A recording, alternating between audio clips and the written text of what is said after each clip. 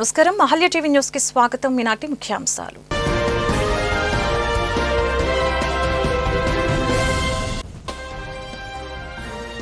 బడుగు బలహీన వర్గాల ఆశాజ్యోతి వంగవీటి మోహన రంగాని విజయవాడ ఎంపీ కేశినేని శివనాథ్ వెల్లడి.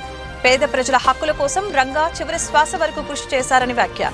రంగా ఒక వర్గానికి చెందిన నేత కాదని ప్రజా నాయకుడని ప్రశంస.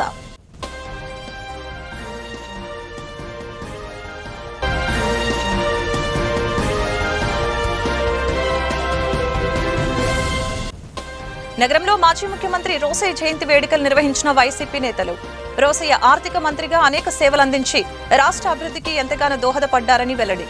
రోసయ్య స్ఫూర్తితో తాము రాజకీయాల్లో ముందుకు వెళ్తున్నామని వ్యాఖ్య.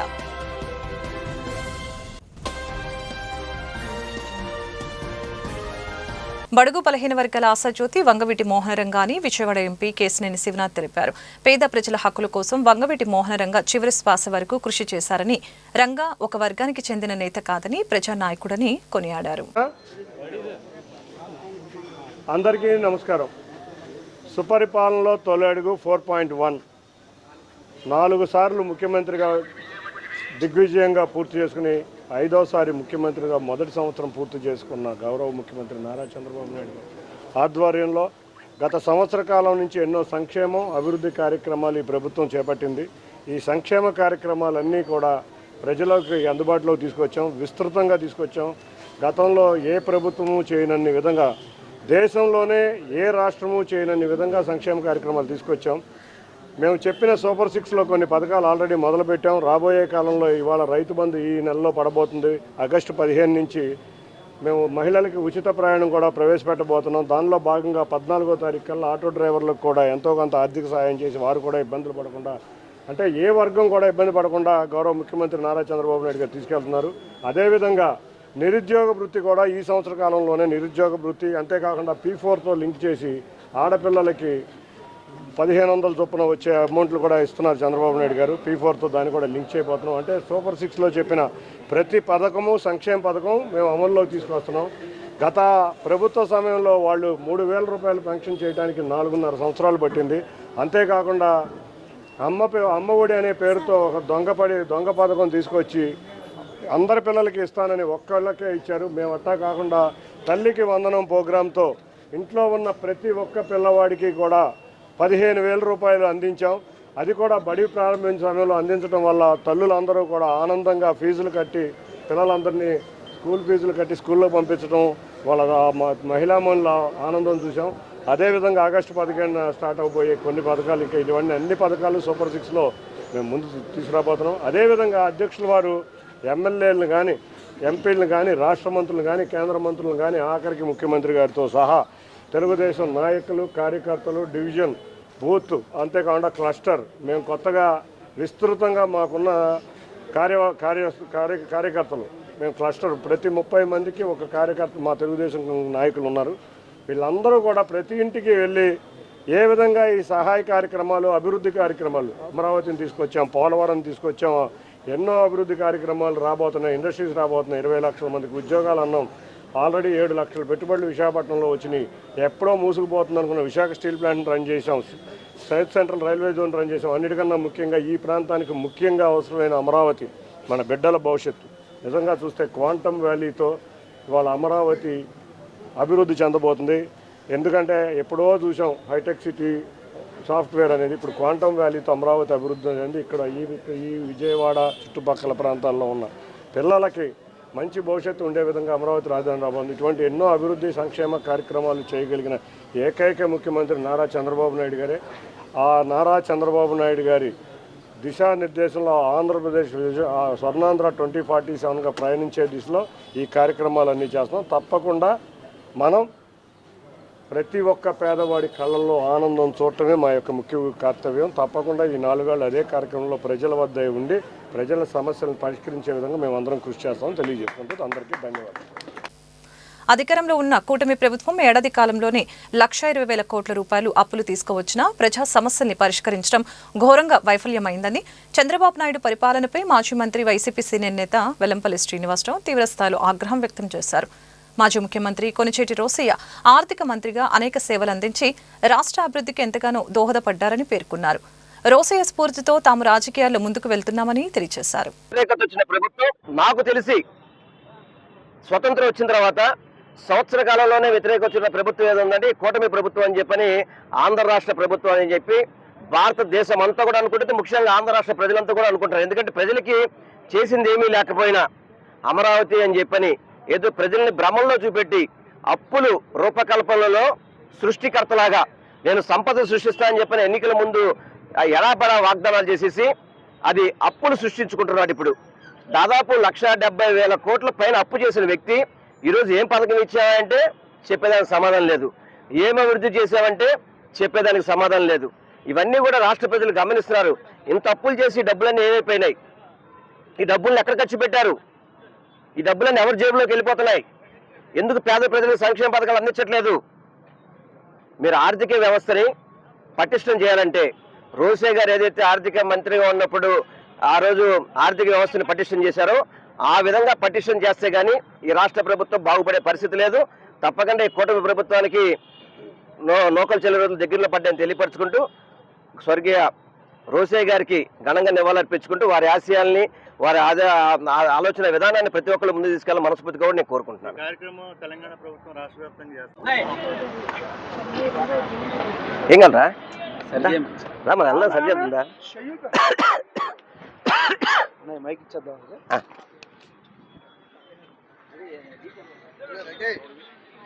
గారు, కోటిరెడ్డి గారు, ఆంజనేయ రెడ్డి గారు, కార్పొరేటర్లు, అలాగే మా వైఎస్ఆర్సీపీ కుటుంబ సభ్యులు, నాయకులు అందరూ ఈరోజు వచ్చి ఏదైతే రోసయ్య గారికి ఘనంగా జయంతి వేడుకలు నిర్వహించే విధంగా ఈరోజు ఈ కార్యక్రమాన్ని అన్నది మేము ఇక్కడ పెట్టుకోవడం జరిగింది. ఉమ్మడి తెలుగు రాష్ట్రాలకి సీఎంగా ఒక దిశానిర్దేశం చేసిన ఒక ప్రజ్ఞాశాలి. ఎందుకంటే ఒక ఫైనాన్షియల్ మినిస్టర్గా మనకి ఎంతో తెలుగు రాష్ట్రాలకి అందించారు. ఆయన ప్రతిభతో ఆంధ్ర రాష్ట్రాన్ని ఎంతో ముందుకు తీసుకెళ్లిన వ్యక్తి రోసయ్య గారు. ఆయనకి గవర్నర్గా కూడా చేసి ఎంతో ప్రజ్ఞత కలిగిన రోసయ్య గారిని ఈరోజు ప్రతి ఒక్కరూ స్మరించుకోవాలి. ఎందుకంటే గతంలోనే ఎంతోమంది భారతదేశాన్ని ఏలిన వాళ్ళు ఉన్నారు, ఆంధ్ర రాష్ట్రాన్ని ఏలిన వాళ్ళు ఉన్నారు. కానీ ఇప్పుడున్న జనరేషన్కి కొత్త గొప్ప తెలిసిన వ్యక్తి అంటే ఈ జనరేషన్కి గత జనరేషన్కి 90s 80sలో ఉన్న జనరేషన్ తెలిసిన వ్యక్తి రోసయ్య గారు, రాజశేఖర్ రెడ్డి గారు, ఇలాంటి మహానాయకులు ఉన్నారు. ఇలాంటి మహానాయకులను స్మరించుకొని వాళ్ళు ఏం చేశారు, వాళ్ళ పాలనలోన ఆంధ్ర రాష్ట్రానికి ఏం మంచి జరిగింది అన్నది మనం చూసుకోవాలి. చూసి అలాంటి పెద్దల అడుగుజాడల్లో నడవాలి. అలాంటి పెద్దల్ని స్మరించుకోవాలి. స్మరించుకుంటేనే ఇప్పటి ఉన్న జనరేషన్ కూడా వాళ్ళంటే ఏంటన్నది తెలుస్తుంది.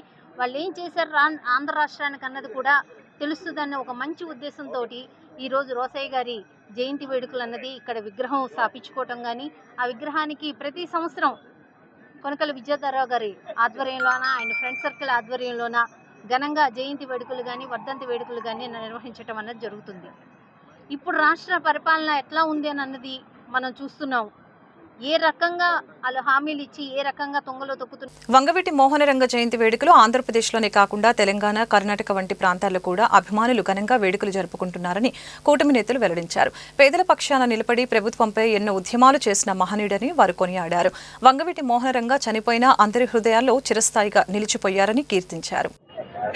ఈరోజు వంగవీటి మోహనరంగ గారి జయంతి కార్యక్రమాన్ని ఈ రాష్ట్రంలో కాకుండా పక్క రాష్ట్రం తెలంగాణలోను, కర్ణాటకలోను, తమిళనాడులోను తెలుగు ప్రజలందరూ కూడా ఆయన జయంతి కార్యక్రమాలు చేసుకుంటున్నారు.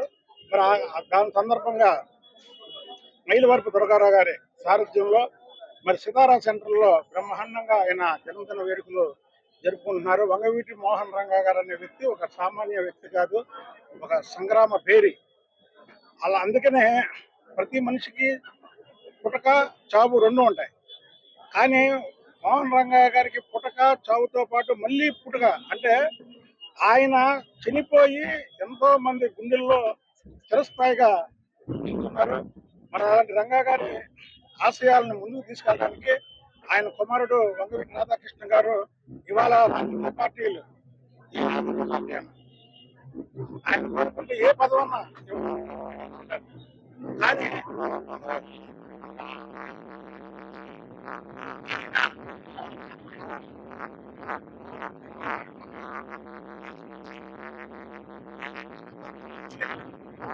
తీసుకెళ్లాలని ప్రతిరోజు 365 రోజులు ప్రతిరోజు రంగా గారి ఆశయ సాధన కోసం రాష్ట్రం మొత్తం తిరుగుతూ ప్రతి చోట విగ్రహాల ఆవిష్కరణ చేయడమే కాకుండా ఆయన ఆశయాలు ముందుకు తీసుకెళ్లడంలో రాధా గారు ముందున్నారు. కాబట్టి వంగవీటి మోహన్ రంగా గారికి చావు అనేది లేదు. ఇంకొక 500 సంవత్సరాలైనా మేమంతా ఉండకపోవచ్చు, కానీ ఈ విగ్రహాలు ఇక్కడే ఉంటాయి. ఆయన జన్మదిన వేడుకలు జరుగుతుంటాయి, ఆయన వర్ధంతి కార్యక్రమాలు కూడా జరుగుతుంటాయి. ప్రపంచ ఆర్యవైశ్య మహాసభ ఆధ్వర్యంలో దివంగత నేత మాజీ ముఖ్యమంత్రి కొణిచేటి రోసయ్య జన్మదినాన్ని సేవా కార్యక్రమాలతో నిర్వహించడం ఆహ్వానించదగ్గ విషయమని Aryavaishya development corporation chairman Dundi Rakesh వెల్లడించారు. గత ప్రభుత్వం రోసయ్యకు కనీస మర్యాద కూడా ఇవ్వలేదని స్పష్టం చేశారు. విద్యార్థుల కోరిక మేరకు కొద్ది రోజుల్లోనే బోరు వేసి నీటి సదుపాయం కల్పిస్తామని చెప్పారు. కొణిచేటి రోసయ్య గారి వర్ధంతి కార్యక్రమం సందర్భంగా, జయంతి కార్యక్రమం సందర్భంగా ఇక్కడ స్కూల్లో పిల్లలకి ఉచిత పుస్తకాలు ఏర్పాటు చేయటం, అలాగే స్కూల్ పిల్లలకి మంచినీళ్ళ సదుపాయం కోసం ఇబ్బంది పడతా ఉంటే మేము మా సొంత ఖర్చులతో వారికి కావాల్సిన బోర్ కూడా వేయిస్తామని హామీ ఇవ్వడం జరిగింది. తొందరలోనే ఒక 10-15 రోజుల్లో బోర్ కూడా వేసి మరో కార్యక్రమం ఇక్కడ కండక్ట్ చేస్తామని కూడా తెలియజేస్తా ఉన్నాం. అదేవిధంగా ఇక్కడ ఈ రోజు రోసయ్య గారి కార్యక్రమంలో ముందుకొచ్చి కార్యక్రమం నిర్వహిస్తున్న వరల్డ్ ఆర్యవైశ్య మహాసభ సభ్యులందరికీ కూడా ధన్యవాదాలు తెలియజేసుకుంటున్నా. వారి కుటుంబ సభ్యులు ముఖ్యమంత్రి గారిని కలవటానికి అపాయింట్మెంట్ అడిగారు. ఈ కార్యక్రమం తర్వాత వారిని కూడా ముఖ్యమంత్రి గారిని కలిసి ఎక్కడైతే అమరావతిలో కట్టబోయే కట్టడాల్లో ప్రభుత్వానికి సంబంధించిన ఒక భవనానికి కానీ లేదా ఒక స్మృతివనానికి కానీ రోసయ్య గారి పేరు పెట్టించే ప్రయత్నం కూడా ఇంతకు ముందు హామీ ఇచ్చిన ప్రకారం ముందుకు తీసుకెళ్తామన్న సంగతి కూడా తెలియజేస్తా ఉన్నాం. అదేవిధంగా గతంలో కనుక మనం చూసుకున్నట్టయితే స్థానిక శాసనసభ్యుడు, స్థానిక మంత్రిగా పనిచేసిన వ్యక్తి ఇదే రోసయ్య గారు చనిపోతే ఇక్కడ వరల్డ్ ఆర్యవైశ్య మహాసభ తరపున కార్యక్రమం చేస్తానన్నా చేయనీయకుండా అడ్డుకున్న పరిస్థితి మీ అందరికీ తెలిసిందే. మరి ఈ రోజు పొద్దున్నే గుర్తొచ్చాడు ఆయనకి, పొద్దునే 7ంటికి వెళ్ళి దండేసి వచ్చాడు. ఆయన మంత్రిగా ఉన్నప్పుడు కౌన్సిల్లో కానీ తీర్మానం కానీ పెట్టకపోతే కనీసం ఆ రోజు మరి రోసయ్య గారి పేరు చెప్పుకొని రాజకీయాలు చేసిన వ్యక్తి ఎందుకు రోసయ్య గారి కోసం పాటుపడలేదు అనే విషయం ఆయన తెలుసుకోవాలి. రోసయ్య గారు ఒక మాజీ ముఖ్యమంత్రిగా, మాజీ గవర్నర్గా చనిపోతే కనీసం ఆనాటి ముఖ్యమంత్రిగా ఉన్న వ్యక్తి వెళ్ళి దండ కూడా వేయకుండా అతన్ని క్రిటిసైజ్ చేసిన సంగతి అందరికీ కూడా తెలిసిందే. ఇవాళ ఏదో వాళ్ళు కల్లిపులు కల్లేసి పొద్దున్నే 7ంటికి వెళ్ళి దండేస్తే జనం అందరూ నమ్ముతారని అనుకుంటున్నారు. వాళ్ళని నమ్మే పరిస్థితిలో లేరని కూడా తెలియజేసుకుంటా ఉన్నాం. ఇన్నాళ్ళు ఇక్కడగా ఎమ్మెల్యే పనిచేస్తే ఇక్కడ నీళ్లు తేలేకపోయాడు, ఒక బోర్ వేయించలేకపోయాడు. ఈ ప్రాంతం నుంచి ఒక ఎమ్మెల్యేగా, ఒక మినిస్టర్గా అయ్యి ఇక్కడ ఈ స్కూల్లో ఆడపిల్లలు చదువుకుంటున్నారు. వీరికి తాగునీటి సదుపాయం కావాలంటే ఆ తాగునీటి సదుపాయం కూడా చేయలేని అసమర్థ నాయకుడు ఎవరైనా ఉన్నారంటే గత నాయకుడు అన్న సంగతి తెలియజేస్తా ఉన్నాం. రాబోయే రోజు ప్రజలు ఆల్రెడీ గుణపాఠం చెప్పారు. అతను రాజకీయానికి కూడా ఎండు కార్డు పడే రోజులు దగ్గరలో ఉన్నాయి. ఏదేమైనా రోసయ్య గారికి తగిన గుర్తింపు రాబోయే రోజుల్లో ఎన్డీఏ కూటమి ప్రభుత్వం తీసుకుంటుందని మరోసారి తెలియజేస్తూ సెలవు తీసుకుంటున్నారు. ప్రజా సమస్యలపై నిరసన తెలిపే హక్కు అన్ని పార్టీలు, కార్మిక సంఘాలకు ఉంటుందని వామపక్ష నేతలు వై నేతాజీ జంగాల అజయ్ కుమార్ తెలిపారు.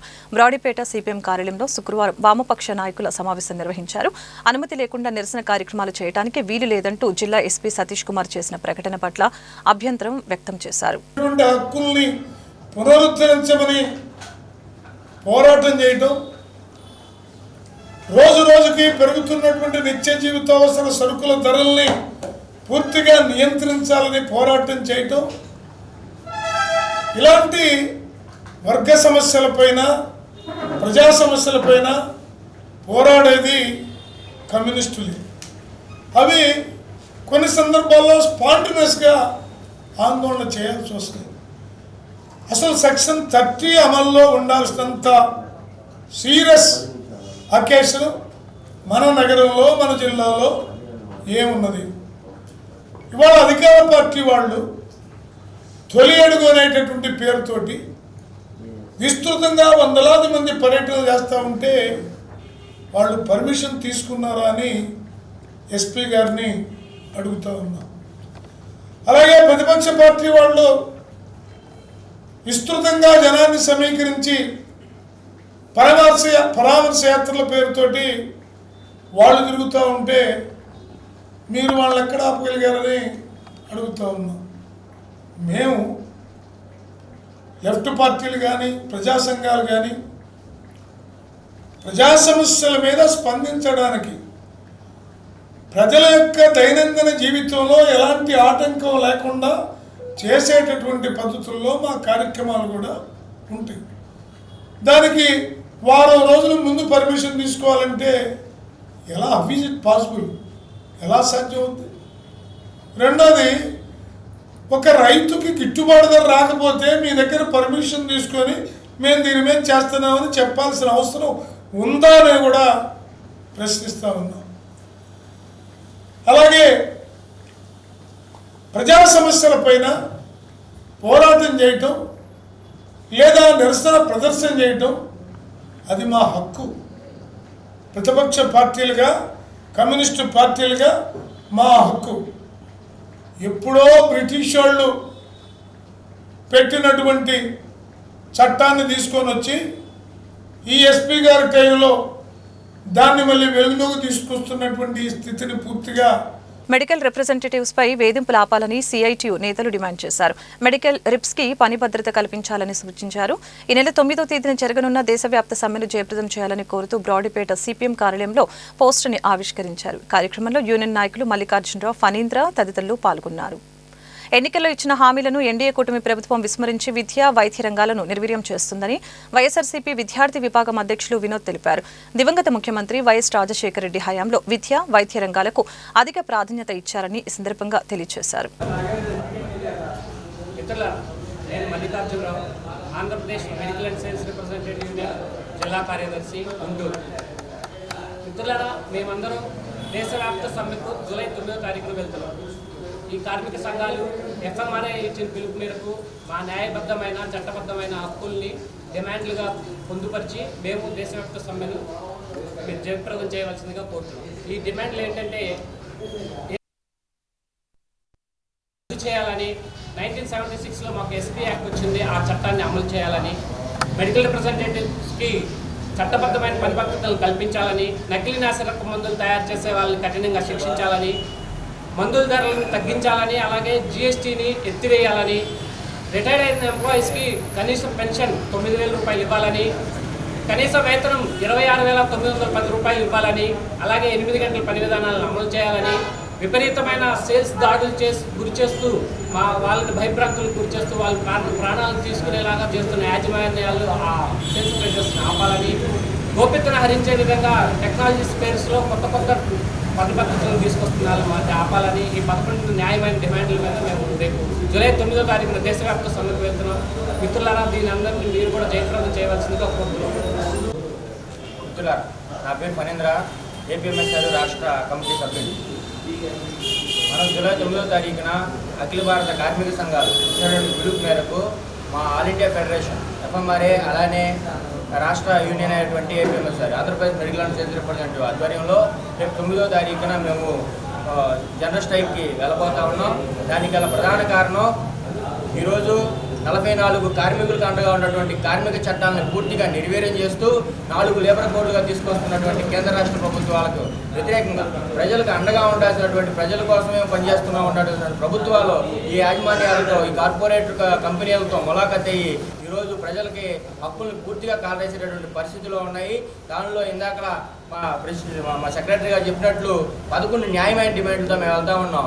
ఈరోజు మా డిమాండ్లతో కాకుండా ప్రజల్ని దీంట్లో మమేకం చేస్తూ మేము ప్రతి పోరాటంలో మా ప్రధాన డిమాండ్లు ప్రజల డిమాండ్లుగానే ఉంటా ఉన్నాయి. వాటిలో ప్రధానంగా మనం ఈరోజు హాస్పిటల్కి వెళ్ళినప్పుడు ఏదైనా దీర్ఘకాలిక రోగం వచ్చి హాస్పిటల్కి వెళ్తే పూర్తి స్థాయిలో మనిషి సగం చచ్చిపోతారు అక్కడే మానసికంగా. అలాంటి హాస్పిటల్కి వెళ్ళిన తర్వాత ఆ బెడ్ల మీద జిఎస్టీలు అని చెప్పి, పిల్లల మీద జిఎస్టీలు అని చెప్పి, పరికరాల మీద జిఎస్టీలు అని చెప్పి ప్రజలను పూర్తిగా చంపేసినటువంటి పరిస్థితిలో ఈరోజు ప్రభుత్వాలు ప్రవర్తిస్తూ ఉన్నాయి.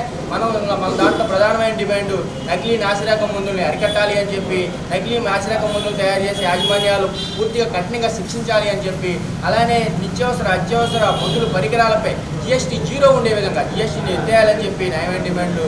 అలానే మా ప్రధానమైన డిమాండ్, కార్మికులకు పూర్తిగా అండగా ఉన్నటువంటి సేల్స్ ప్రమోషన్ ఎంప్లాయ్ పూర్తిగా అండగా ఉన్నటువంటి సేల్స్ ప్రమోషన్ ఎంప్లాయ్ యాక్ట్ 1976 పూర్తిగా నిర్వీర్యం అయిపోతూ ఉంది ఈ లేబర్ కోడ్ల వల్ల. మాకు అండగా ఉండేటటువంటి ఈ చట్టం పోయినప్పుడు మాకు ఆటోమేటిక్గా లీవ్ బెనిఫిట్స్ కావచ్చు, లేకపోతే ఫామ్ ఏ ప్రకారం అపాయింట్మెంట్ లెటర్ ఇవ్వమని కావచ్చు, ఏదైనా యాజమాన్యాలకి ఎంప్లాయర్కి మధ్య, ఎంప్లాయర్కి మధ్య వైరి వచ్చినప్పుడు ఈరోజు లేబర్ కోడ్లు మాకు అండగా ఉన్నాయి. లేకపోతే ఇండస్ట్రియల్ డిస్ప్యూట్ యాక్ట్ కావచ్చు, ఇవన్నీ కూడా పూర్తిగా నిర్వహిపోతూ ఉన్నాయి. మాకు అండగా ఉండాల్సినటువంటి చట్టాలు కాలు రాసేటువంటి పరిస్థితి. కాబట్టి వీటన్నింటిని వ్యతిరేకిస్తూ మేము జూలై 9వ తారీఖున న్యాయబద్ధంగా రేపు మేము ధర్నాకి పిలుపునిస్తా ఉన్నాం. కాబట్టి జనరల్ స్ట్రైక్కి ప్రజలందరూ కూడా మద్దతు తెలియజేసి మాకు ఈ ఐక్య పోరాటంలో భాగస్వామ్యం అవ్వాలని మీ తరఫున కోరుకుంటా ఉన్నాం. మాకు ఈ సమ్మెను జయప్రదం చేయాలని చెప్పి ఈరోజు శ్రీ వంగవీటి మోహనరంగ 78వ జయంతి సందర్భంగా పాతగుంటూరులో ఐలా శ్రీనివాస్ మరియు రంగారాధ మిత్రమండలి ఎడ్ల నాగమల్లేశ్వరరావు ఆధ్వర్యంలో ఆంజనేయ స్వామి గుడి వద్ద రంగా విగ్రహానికి పూలమాలలు వేసి ఘన నివాళులర్పించినటువంటి 8వ డివిజన్ తరపున ఈర్యసాయి.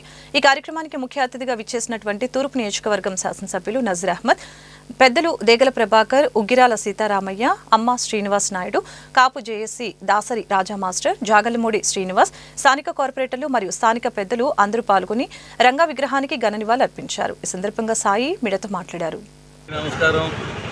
ఈ రోజున వంగవీటి మోహన్ రంగ గారి జయంతి సందర్భంగా పాతగుంటూరులో ఆంజనేయ సెంటర్లో మరి వంగవీటి మోహన్ రంగ గారి మిత్రమండలి అభిమానులు నాయకులు అందరూ కూడా ఈ రోజున వంగవీటి మోహన్ రంగ గారికి నివాళులు అర్పించడానికి ఆయన జయంతి సందర్భంగా అందరినీ కూడా తెలియపరచడం, ఆయన గురించి కూడా ఇక్కడ ఉన్నటువంటి ప్రజలకు కూడా తెలియపరచాలని చెప్పేసి ఆయన ఇచ్చినటువంటి స్ఫూర్తి, ఆ రోజున ఆయన చేసినటువంటి పోరాట త్యాగాలన్నీ కూడా ప్రజలకు తెలియపరిచే విధంగా ఈ రోజుకి కూడా ప్రజలందరూ కూడా గుండెల్లో పెట్టుకొని వంగవీటి మోహన్ రంగ గారంటే బడుగు బలహీన వర్గాల వారికి మరి ప్రత్యేక అయినటువంటి గుర్తింపు ఉన్నటువంటి వ్యక్తి. ఆయన చేసిన పోరాటం ఎక్కడైనా కానీ అన్యాయం జరుగుతుందంటే నేనున్నా అని చెప్పేసి ప్రతి ఒక్క పేదవాడికి గుండె చొప్పుడులాగా ప్రతి ఒక్క కార్యక్రమంలో ముందుండి నడిపించేటువంటి ఆ మహా వ్యక్తిని ఈ రోజున ప్రతి ఒక్కరు కూడా మరి స్మరించుకోవడం చాలా అవసరం. అటువంటి నాయకుడు ఈ రోజున కొరవవుతూ ఉన్నారు. నాయకులంటే ఈ రోజున అటువంటి పేదల కోసం నిలబడే నాయకులు కావాలని చెప్పేసి ఈ రోజున ప్రజలందరూ కూడా అటువంటి నాయకుడిని చూస్తామా లేదా అని చెప్పేసి కూడా ఈ రోజున ప్రజలందరూ కోరుకున్నారు. అటువంటి రంగా గారిని ఈ రోజున మీ అందరం కూడా స్మరించుకొని ఇటువంటి ప్రతి ఒక్క విగ్రహం దగ్గర ఇలా ఆంధ్రప్రదేశ్ మొత్తం కూడా వాడలా కూడా ఈ రోజున రంగా గారికి జయంతి సందర్భంగా ఆయన నివాళులర్పించడం కూడా జరుగుతూ ఉంది. ప్రతి ఒక్కరం కూడా ఆయన చేసినట్టు పోరాట స్మృతి ఏదైనా కానీ పేదలకు ఎట్లాగా ఉండాలి, నాయకుడు ఎలా ఉండాలి, నాయకుడికి మరి పేదలకి మధ్య వ్యత్యాసం ఉండకూడదని చెప్పేసినటువంటి ఆయన స్ఫూర్తి ఈ రోజున ప్రత్యేకంగా ఆయన కాపు కులంలో జన్మించడం అనేది మా అందరి యొక్క వరంలాగా మేము భావిస్తాం. అటువంటి మహా వ్యక్తి మా కులంలో ఉన్నాడని చెప్పేసి మేము కూడా చాలా గర్వపడతా ఉన్నామని చెప్పేసి మీ అందరికి కూడా తెలియజేస్తూ వంగవీటి మోహన్ రంగ గారికి ఈ రోజున ప్రతి ఒక్కరం కూడా ఎక్కడున్నా కానీ కాపు కమ్యూనిటీ ఎక్కడున్నా కానీ ప్రతి ఒక్కరు కూడా ఆయనకి విగ్రహావిష్కరణ చేయటం, ఎక్కడైనా విగ్రహాలు పెట్టడం, ఈ రోజు కూడా ప్రతి సెక్టర్లో కూడా రంగా బొమ్మలు ఉన్నాయంటే ఆయన చేసినటువంటి త్యాగాలు, ఆయన మీద ఉన్నటువంటి అభిమానం అని చెప్పేసి తెలియజేస్తూ ఉన్నాం. వార్తలు ముగించే ముందు ముఖ్యాంశాలు మరొకసారి.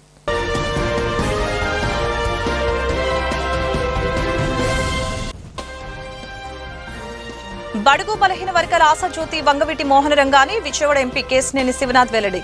పేద ప్రజల హక్కుల కోసం రంగా చివరి శ్వాస వరకు కృషి చేశారని వ్యాఖ్య. రంగా ఒక వర్గానికి చెందిన నేత కాదని ప్రజానాయకుడని ప్రశంస.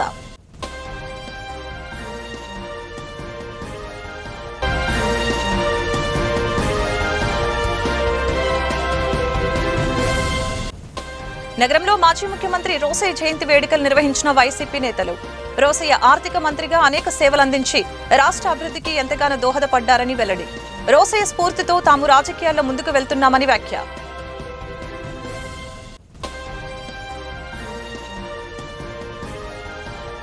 ఈ వార్తలు ఇంతటితో సమాప్తం. మరొక బులెటిన్లో మళ్ళీ కలుద్దాం. నమస్కారం.